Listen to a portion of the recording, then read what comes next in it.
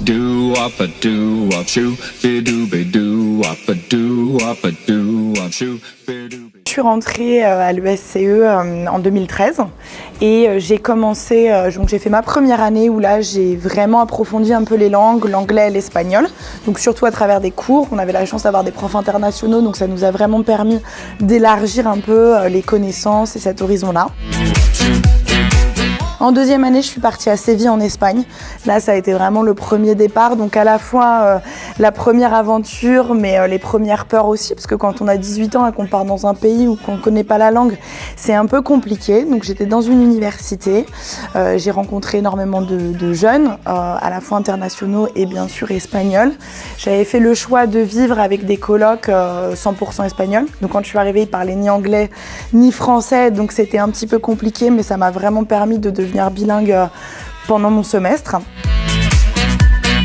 En troisième année, on a eu notre stage à faire. Donc moi, je voulais le faire dans un pays où je pouvais parler anglais. Donc je suis partie aux États-Unis, au fin fond du Michigan. Ça a été formidable. J'ai été special project, comme ils appellent là-bas. Donc c'est chef de projet dans une mairie aux États-Unis. So I was directly working with the city manager of the city, and I was in charge of everything and anything related to marketing, relation, public management, and all that stuff.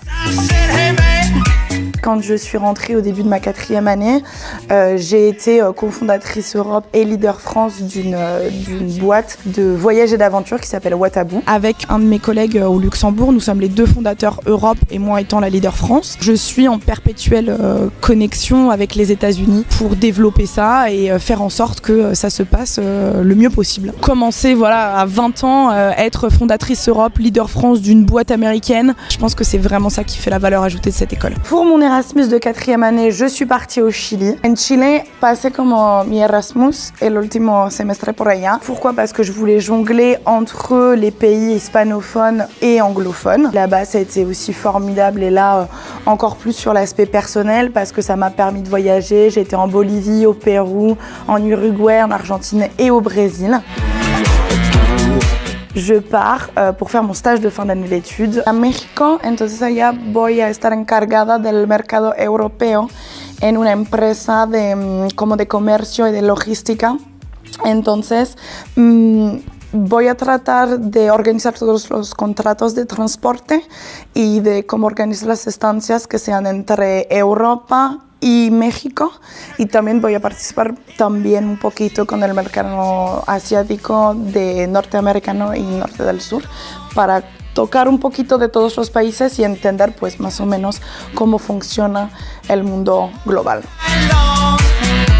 Expériences diverses et variées, que ça soit au niveau des rencontres, des compétences acquises, des destinations et de tout ce qui a pu m'enrichir sur ces 5 ans.